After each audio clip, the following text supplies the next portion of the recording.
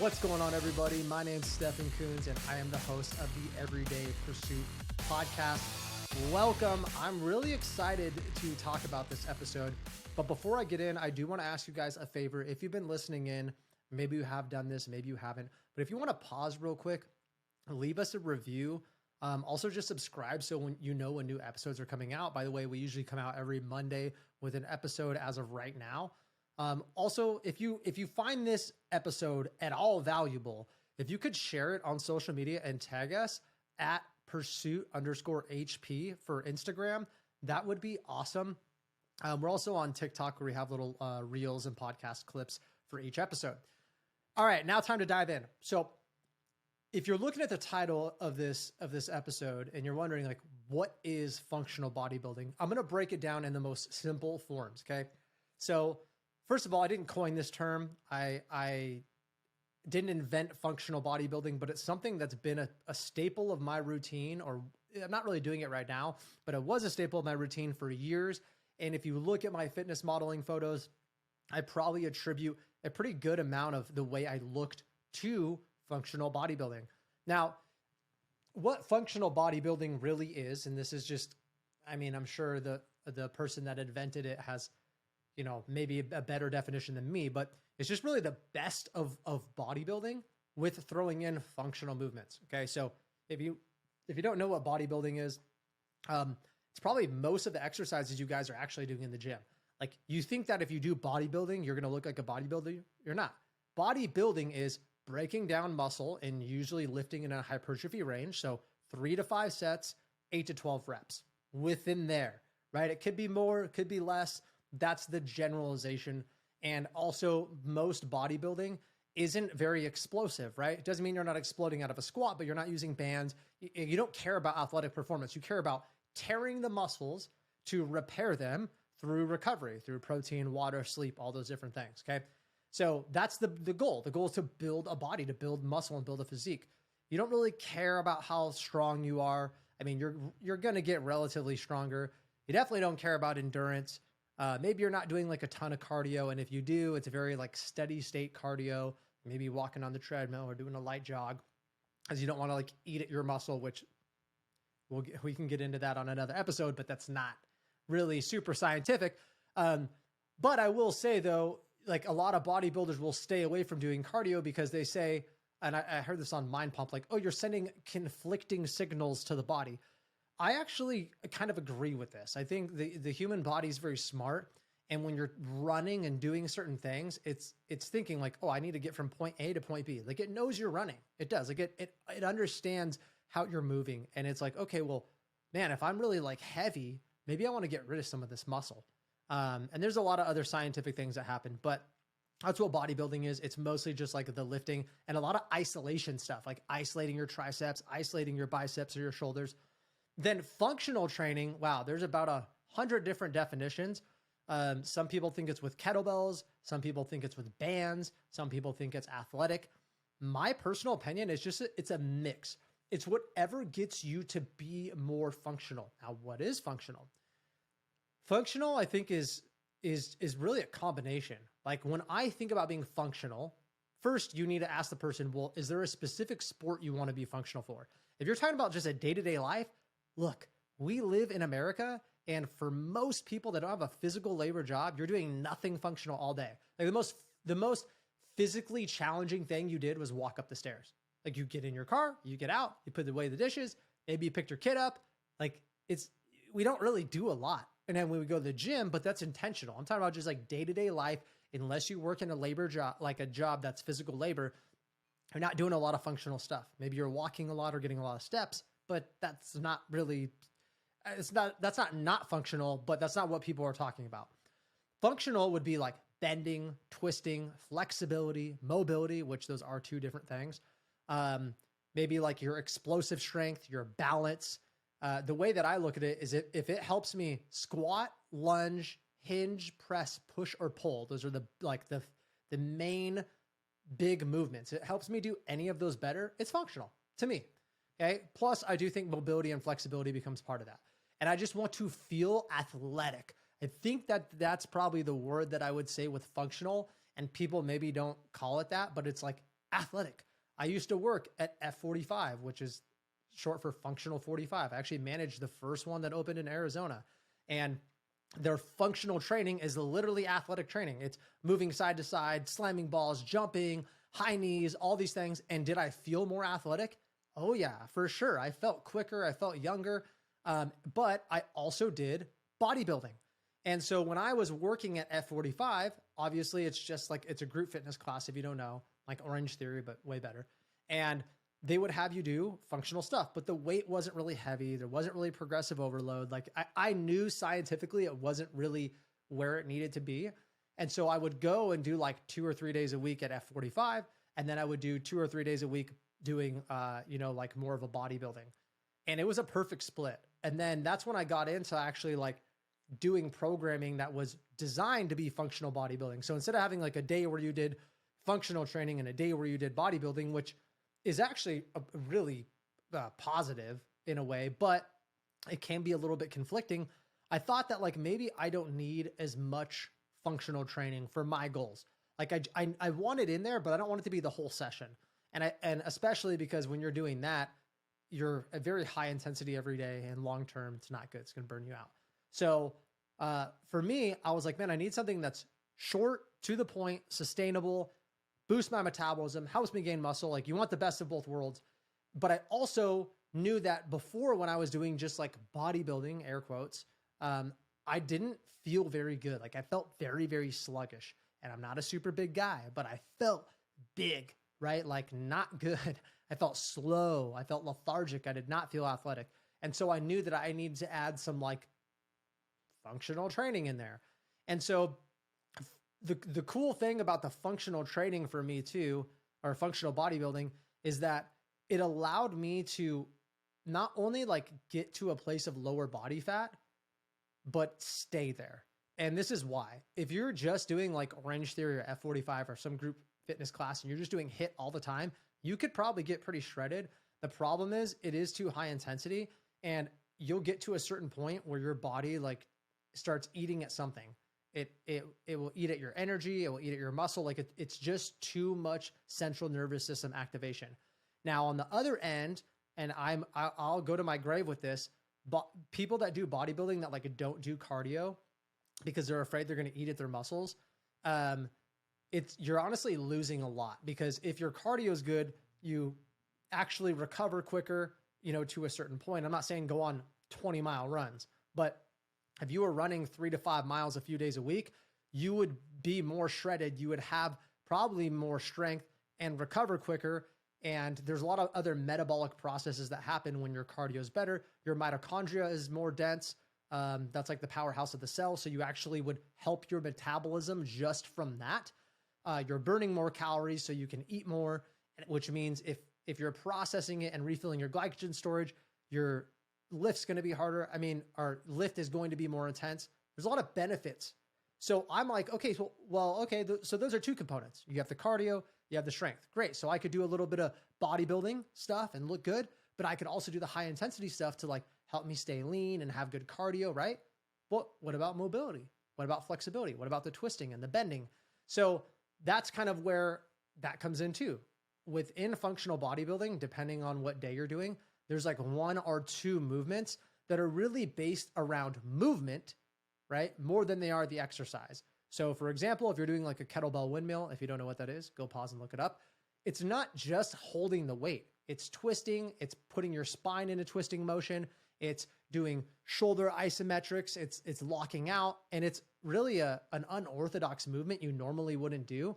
But you got to think, if your body can take like stress in that range of motion, and you can get your body to like bend and twist like it normally doesn't, and it gets strong and resilient in that, what happens when you're going snowboarding and you fall and you get twisted up?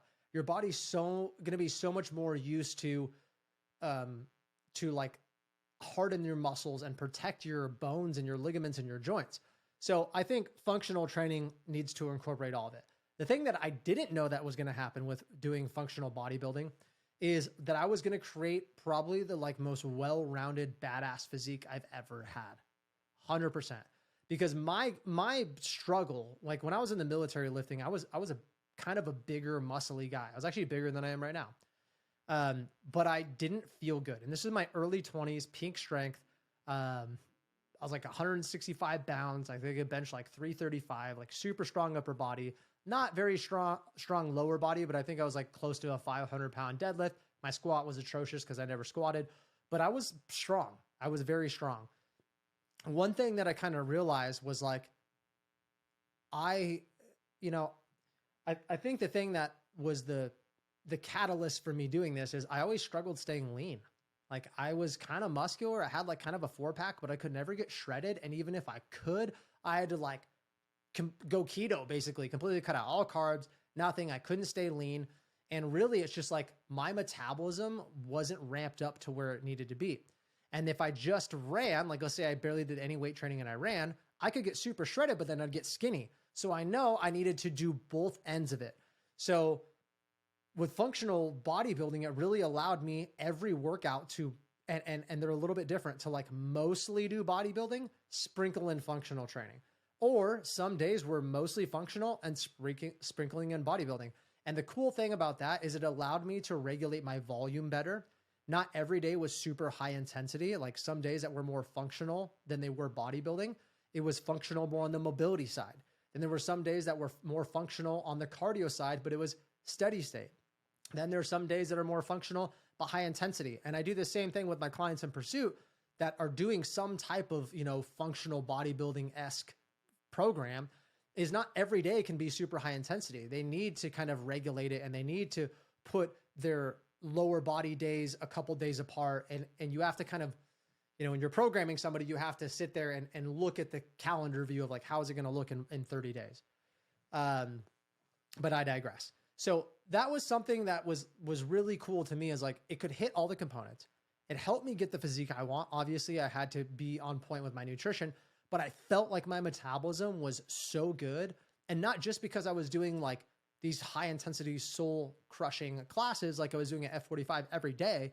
Actually, those were great. I felt like a super big high for about 3 hours after, and then I would crash hard because they were just too overstimulating. And not always, but when you're doing 2, 3, 4 a week, it's very hard. And most people that go to Orange Theory or do cycling or go to F45, that's their main thing of fitness. So they're 3, 4, 5, 6 days a week, which in my opinion is way, way, way too much for something that's that high intensity.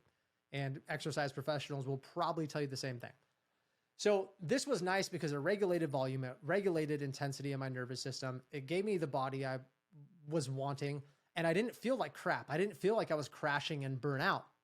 And I think the thing that I liked about it is I wasn't like missing a component. I really wasn't. And previously I would be on a program, like let's say a bodybuilding split, and I would be super tight.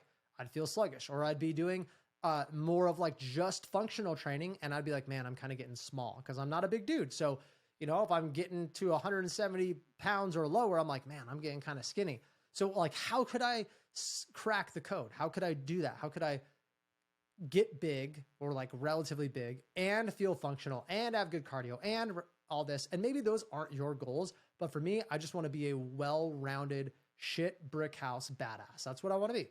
And so, and you might look at like people like CrossFitters or some like MMA fighters. And the thing about those people really is maybe they don't do bodybuilding, but they're doing a lot of like functional stuff. Like let's just maybe an MMA fighter and a CrossFitter are way different. But if you look at like a CrossFitter, like a state-of-the-art one, like one that is maybe semi-pro or pro, right, in the CrossFit games, and they look amazing. Well, number one, they work out like multiple hours every single day. So it doesn't really, at that point, they're not human. But all jokes aside, like they're doing a lot of functional stuff, but it doesn't mean there's not like bodybuilding type stuff in there, or hypertrophy lifting, if you want to call it. They're doing squats. It's not all 1 rep max. They're doing really high intensity stuff, and not every day. Like I know some good CrossFit programs. Not every day is it some super high intensity workout. Some days the WODs, the workout of the days, are a little bit lower intensity. So it is all based on, regulating every single component. Now, the thing that I really like about doing functional bodybuilding at this point in my life is I've built out right behind me a really awesome garage gym. And the garage gym has everything very close knit. And for functional bodybuilding, it's a lot of supersets and trisets and a lot of back and forth stuff to make your heart rate stay higher, but not necessarily always doing specific cardio. So I'll give you an example. The other day, I programmed myself basically like a triset. I was doing barbell flat bench, weighted pull-ups, and then weighted split squats. Now, you could do that in bodybuilding too, but the difference between this is maybe in between you're doing like, I don't know, a single arm kettlebell swing or whatever, right? Like it's a lot of like supersetting stuff. So in bodybuilding, that can be great, but you'd be like, well, you shouldn't work out when you're like super tired because you want to stress the muscle more. With functional bodybuilding, I feel like it's more of the pace you get through, like almost like more CrossFit, but it doesn't mean that I'm not in slow isolation and controlled. I'm just moving between them fast. So my heart rate's staying up higher. I'm burning more calories. And then maybe the next tricep after you do the bench, the pull up and the split squat, maybe you are doing a bodybuilding thing and two functional things. Maybe you're doing a kettlebell windmill, some like single leg glute bridge on a pad. So you're isolating one glute and working on the stability of your knee. And then maybe the next thing is just isolated bicep curls. So we really are kind of sprinkling everything in. And I don't think it's bad to have, like one functional day and then the other day is bodybuilding. That could be a functional bodybuilding program. However, I just feel like I wanted to kind of hit all components in one workout, and it kept it super fun because I was doing different things almost every day. Now it wasn't just random. It was actually programmed out methodically. It takes a long time. There are definitely much more difficult programs because there's a lot of moving parts. But like I said, after 30 days on the program, I didn't feel like I favored one more than the other. I didn't feel, and I felt like I made improvements in other areas that I maybe didn't before. Now I've done both. I've done days where or phases where I was more on probably what I did like a couple months ago, where I literally had just a day where I did strict bodybuilding, hypertrophy lifting, and then a day which was just flexibility, mobility, all that. For me, I actually didn't like that because I felt like when I work out, like I want to sweat. I want to like work my muscles. And on several of those days, I'd be like, okay, I did some mobility. I moved, but like, I don't feel like I got like a good like workout in. So now I'm probably more of like the 70-30, where 70% of my workout is based on hypertrophy, breaking down my muscles, making me tired, making me sweat, because that's what makes me actually just feel the best physically and mentally. And then I work on the other things because I don't want weak components. I want to be flexible. I want to be mobile. And honestly, like every time I do one of these for 4 to 8 weeks, I end up becoming so much more lean because I'm just like moving through my workout.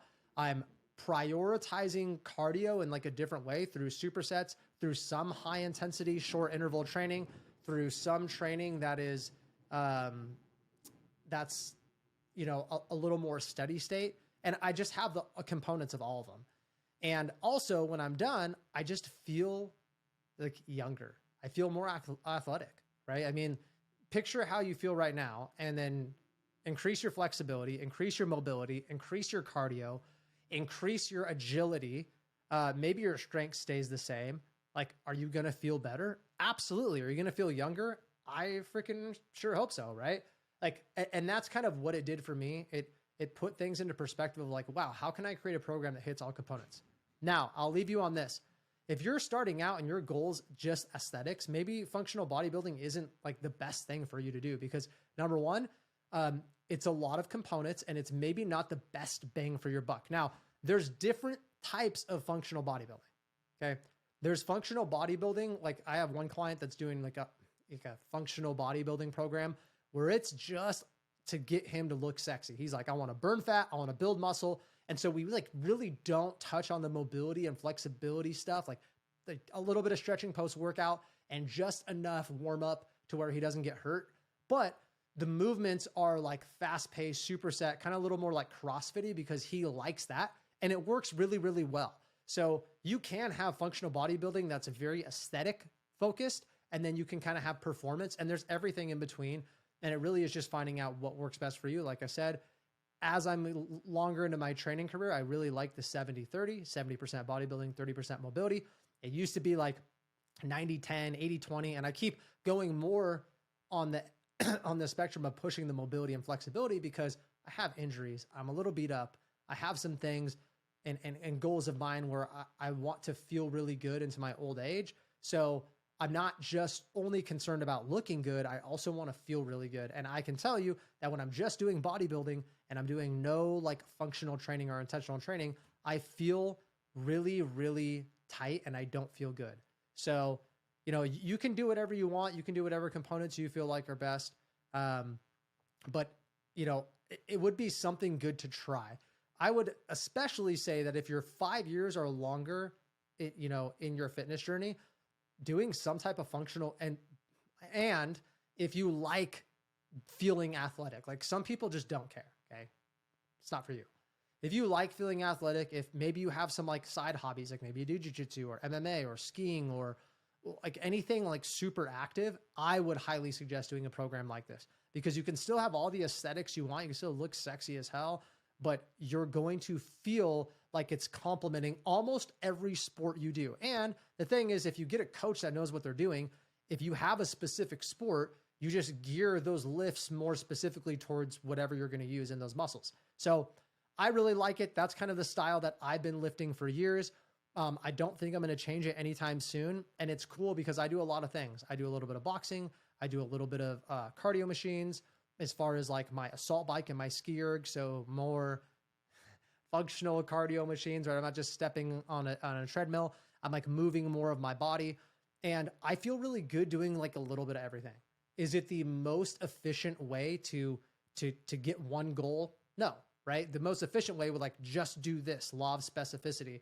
But I feel like every time I do that, there's other areas I neglect. And then it's like 3 months down the road, I'm like, oh, wow, that got really bad. Oh, that got bad. So I like to just hit everything at once and also know that it's just going to be a slower journey. If I'm only giving this, like each component a little bit of effort, it's going to take me way longer. But I'm also never going to be at a point in that journey where I can say, yeah, I haven't been doing any of this, or like, oh, my cardio is so bad. You know, and I see that when people bulk for 6 months, they won't do any cardio.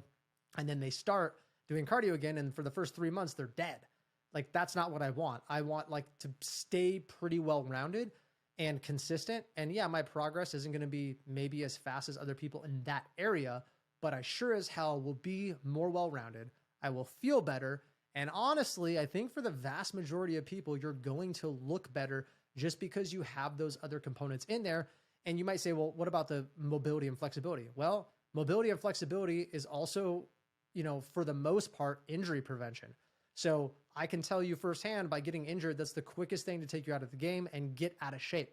So if you can stay, you know, at a lifting routine that will keep you not injured, and you can lift for 20, 30, 40 years, you're going to be further ahead. You're going to look better, feel better than literally everybody else.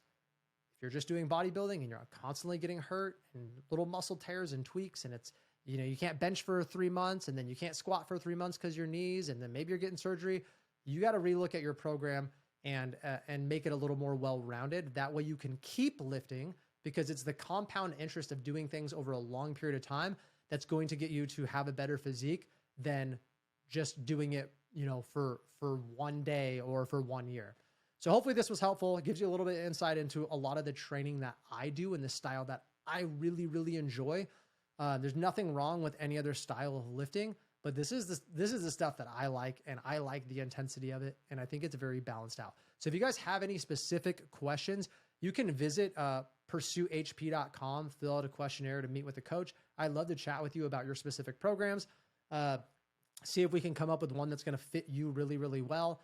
Or you can go visit us on Instagram at pursuehp.com. Same thing on TikTok. And then you can find us on Facebook, Pursue Health and Performance. So I appreciate it. Hopefully this episode was helpful. If it was, please go share. I love you guys, and I'll talk to you next time.